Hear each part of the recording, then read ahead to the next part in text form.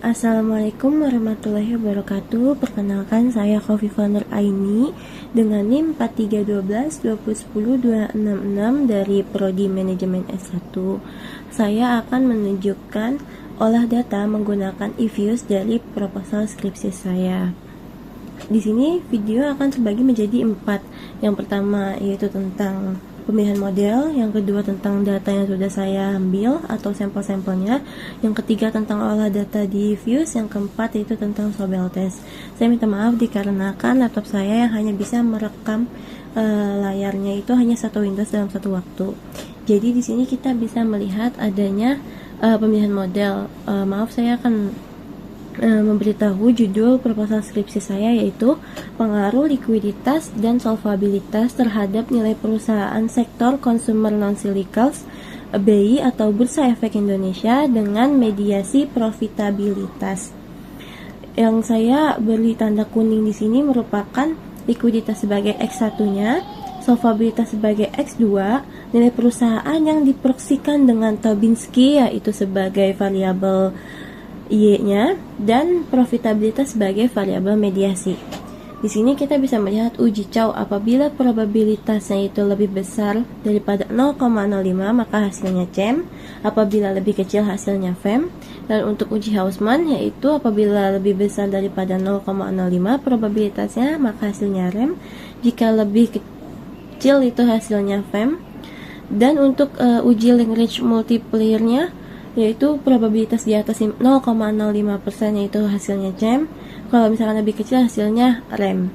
Nah, jadi CEM itu adalah Common Effect Model, FEM itu Fixed Effect Model, REM itu Random Effect Model.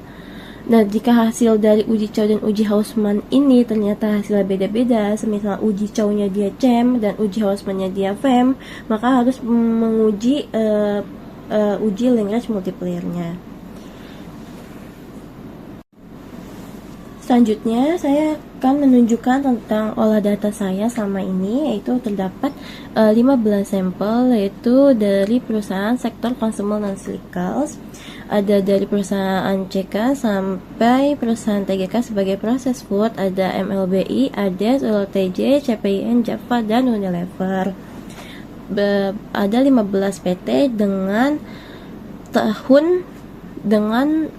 tahun yang berbeda juga.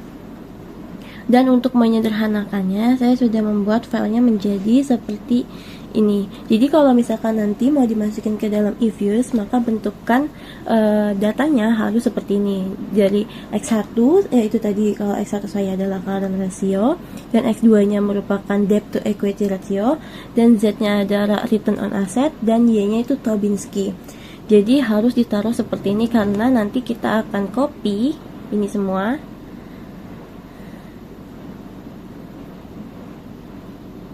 Copy, lalu akan kita pastekan ke dalam eViews.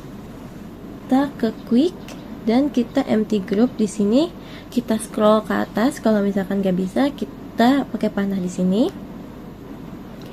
Lalu kita paste yang tadi. Oke, kita minimize. Sudah. Nah, kalau misalkan sudah seperti ini, kita mau mencari uji Chow tadi yang ada di pemilihan model.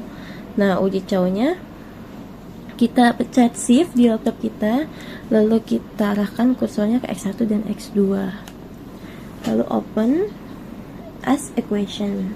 Nah, di sini kita hapus C-nya yang di belakang, kita pindah menjadi Z. C di sini bisa sama dengan nantinya. Lalu panel optionnya kita non dulu. Nah,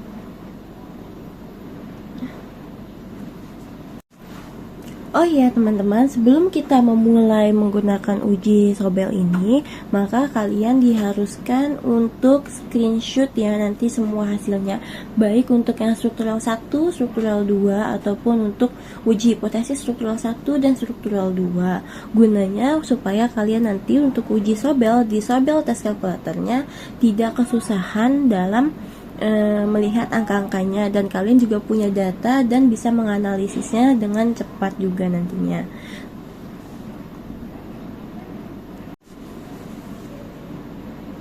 Nah, ini akan keluar hasilnya, tapi kita belum menguji model Chow ya. Jadi kita ke estimate, kita ke panel option, lalu cross sectionnya kita ganti menjadi fix. Lalu kita pencet OK, lalu kita view, dan kita ke likelihood ratio atau uji Chow.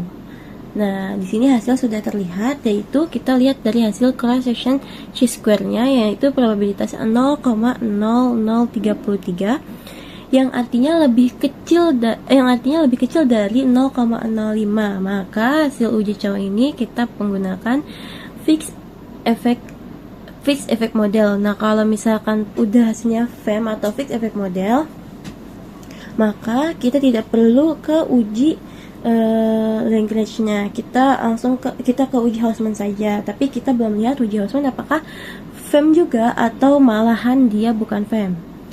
Oke, kita ke estimate, kita mengganti panel option-nya menjadi random. Kita oke, lalu ke view, kita ke Hausman test. Nah, bisa dilihat di sini hasilnya.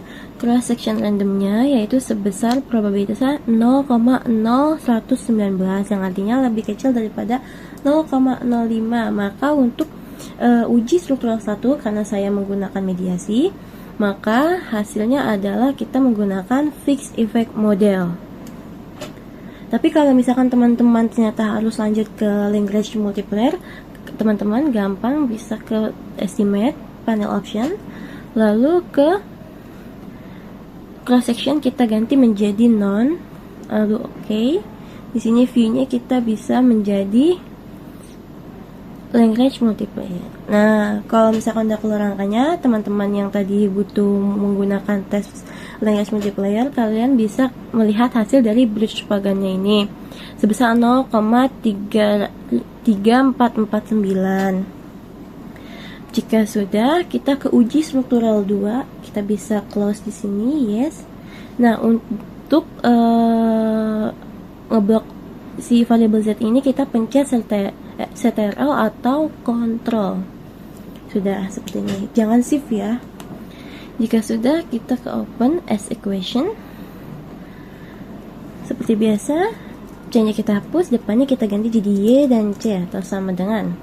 Panel optionnya masih on, kita ke OK, kita ke estimate, panel option kita ganti di sini menjadi fix. Oke, kita ke view, kita ke sini, dan kita ganti menjadi uji Chow. Nah, untuk hasil bisa dilihat lagi dari cross section chi-square-nya ini, probabilitasnya 0,0000 yang artinya lebih kecil daripada 0,05, maka masih menggunakan fixed effect model. Nah, kita coba uji Hausman. Di sini kita ganti menjadi random, lalu pencet OK, kita ke view, lalu kita ke uji Hausman. Nah, sama juga, ternyata di uji Hausman hasil cross section random di probabilitasnya itu 0,0000 yang artinya lebih kecil daripada 0,05. Maka untuk uji struktural 1 dan uji struktural 2 menggunakan FEM atau fixed effect model. Kalau teman-teman hasilnya sama seperti yang sebelumnya, yaitu harus menggunakan Lagrange multiplier, kalian bisa menggunakan cara sebelumnya juga. Tinggal mengganti estimate-nya, panel option-nya menjadi non ya. Nah, setelah itu kita bisa tutup tab ini, yes. Kita langsung ke hipotesis. Hipotesis di sini untuk uji T, kita uji T yaitu secara parsial secara masing-masing, dan uji F yaitu untuk secara simultan keseluruhan X1 dan X2. Lalu ada koefisien simultan keseluruhan X1 dan X2. Lalu ada koefisien determinasi. Di sini kita uji hipotesis struktural 1 dulu. Tadi sudah menggunakan FEM ya, terpilihnya itu FEM. Oke, open as equation. Di sini juga sama, set C. Di sini panel optionnya karena sudah terpilih tadi fix, jadi kita ganti cross sectionnya menjadi fix dan kita pencet OK. Nah, sudah keluar nih hasilnya. Hasilnya apa? Hasilnya di sini ada X1 dan X2 berpengaruh negatif secara tidak signifikan sebesar 41% dari 100%, maka 59% lain dijelaskan oleh variabel lain yang mempengaruhinya. Lalu di sini jika sudah keluar struktural satunya dari uji hipotesis, maka kita ke uji hipotesis untuk struktural 2. Ini bisa di close. Kita bisa ke pencet CTRL lalu ke Z. Open as equation.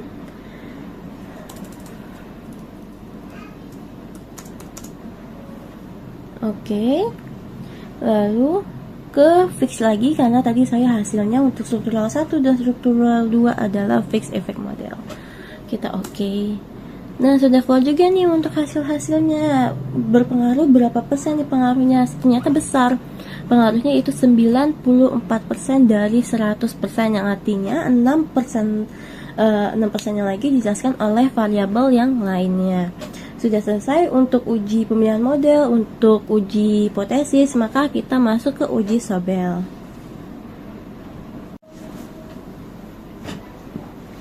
Nah, untuk hasil yang tadi sudah di screenshot akan jadi seperti ini hasilnya teman-teman. Yaitu ada saya menaruh semuanya, yaitu uji Chow dan uji Hausman yang hasilnya keduanya itu FEM, jadi struktural 1 yang terpilih yaitu FEM. Dan untuk yang uji keduanya atau pemilihan model substruktural 2-nya juga keduanya FEM, hanya menggunakan uji Chow dan uji Hausman. FEM atau Fixed Effect Model. Nah, yang kedua ada uji hipotesis. Uji hipotesis karena tadi yang terpilih adalah FEM, maka untuk hasil uji T, uji F, dan koefisien determinasi atau R-square-nya juga menggunakan FEM ya, atau estimate-nya itu fix-nya.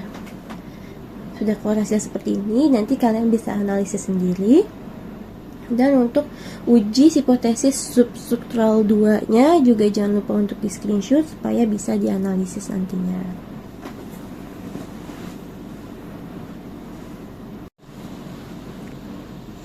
Untuk selanjutnya kita bisa melakukan uji Sobel. Nah, untuk angka-angka yang tadi sudah kita screenshot, terutama untuk uji hipotesis struktural 1 dan struktural 2, di sini kita bisa mencocokkan antara koefisien yang A dan B, itu untuk A untuk X1 dan X2, B itu untuk si mediasi ini. Nah, karena tadi saya sudah memasukkan untuk koefisien X1 dan standar error X1, maka di sini yang B-nya kita memasukkan koefisien dari Z-nya yaitu 0, kita menggunakan titik bukan koma, yaitu titik 68990, dan untuk standar errornya milik mediasi sama juga, kita masukkan 0.664276, lalu kita start calculate. Nah, di sini sudah terlihat nih teman-teman hasilnya dari si p-value ini sebesar 0,68. Kita screenshot.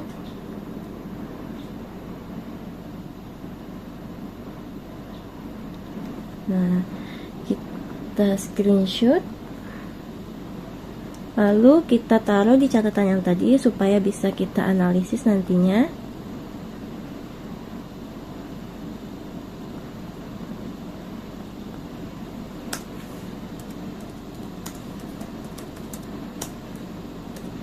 Oke.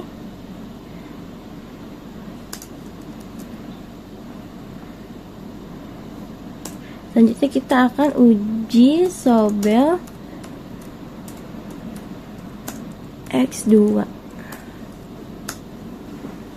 Sama seperti yang tadi, cuma kita hapus untuk standar error yang A dan koefisien yang A, karena kita akan masukkan yang punyanya X2, yaitu sebesar minus 1,689970, dan standar errornya sebesar 0.220051. Lalu kita calculate. Nah, hasilnya bisa kita screenshot untuk kita teliti atau kita analisis nantinya. Nah, ingat analisisnya bisa dilihat dari p-value dan tes statistiknya ya teman-teman. Jadi begitulah seperti itulah cerita atau bagaimana mengolah data menggunakan Infuse 12 apabila ada mediasi. Sebenarnya semuanya sangat mudah apabila kita menemukan datanya itu bagus atau fit ya. Jadi tidak boleh terlalu besar dan tidak boleh terlalu kecil. Sehingga untuk adjust R-square-nya itu juga bagus dan besar juga pengaruhnya ya, karena bisa dibilang bagus apabila pengaruhnya 35% ke atas. Terima kasih sudah menonton video ini sampai selesai. Kurang lebihnya mohon maaf. Saya membuat video ini untuk memenuhi kewajiban saya membuat ujian akhir semester. Terima kasih. Wassalamualaikum warahmatullahi wabarakatuh.